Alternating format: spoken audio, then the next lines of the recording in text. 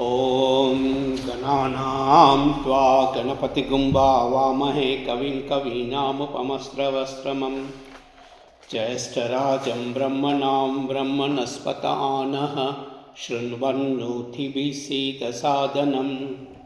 ॐ श्रीमहागणाधिपतये नमः। श्रीगुरुभ्यो नमः। हरिः ओं। शिवसहस्रनामं श्लोका 4 to 6।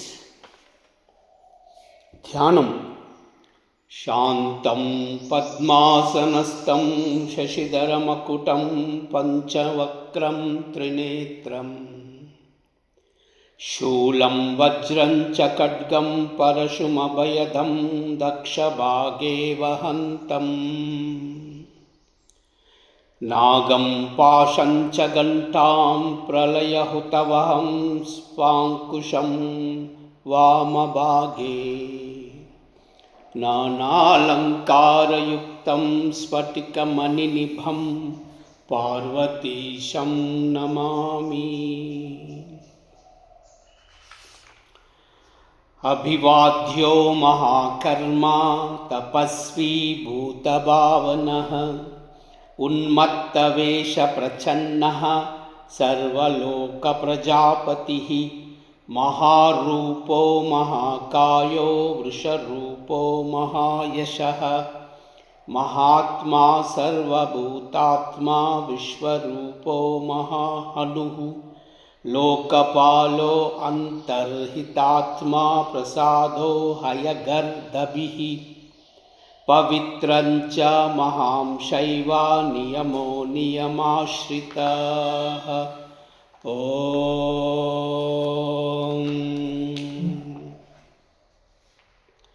ॐ अभिवाद्याय नमः।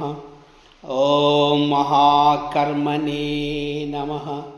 ॐ तपस्विने नमः।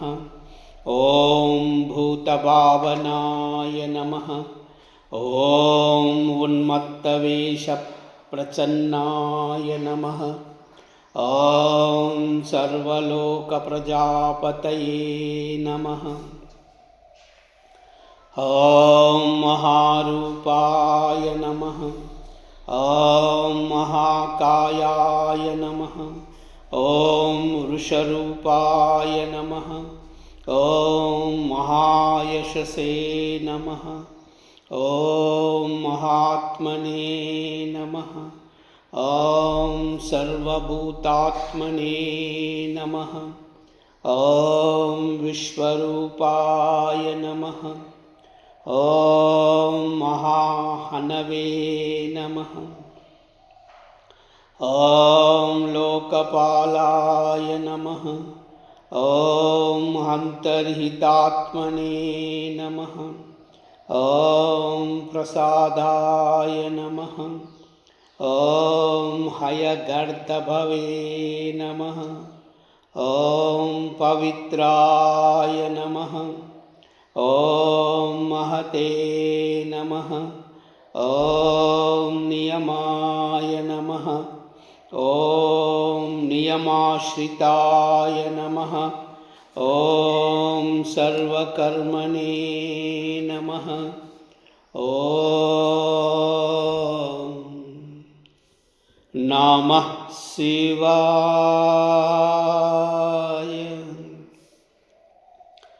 ॐ शिवायै नमः। ॐ शिवाय नमः। ॐ कामाक्षै नमः। ॐ महेश्वराय नमः। ॐ भवानै नमः। ॐ रुद्राय नमः। ॐ शाम्भव्यै नमः। ॐ विष्णवे नमः। ॐ शर्वाण्यै नमः। ॐ पितामहाय नमः। ॐ शाङ्कर्यै नमः। ॐ संसारवैद्याय नमः। ॐ श्रीकर्यै नमः। ॐ सर्वज्ञाय नमः। ॐ शान्तायै नमः। ॐ परमात्मने नमः। ॐ दुर्गायै नमः। ॐ नमः शिवाय। ॐ नमः शिवाय। ॐ नमः शिवाय।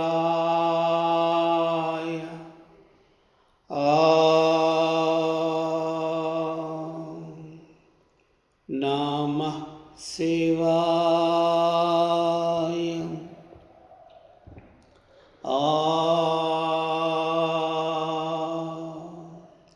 नमः शिवाय। सर्वमंगल।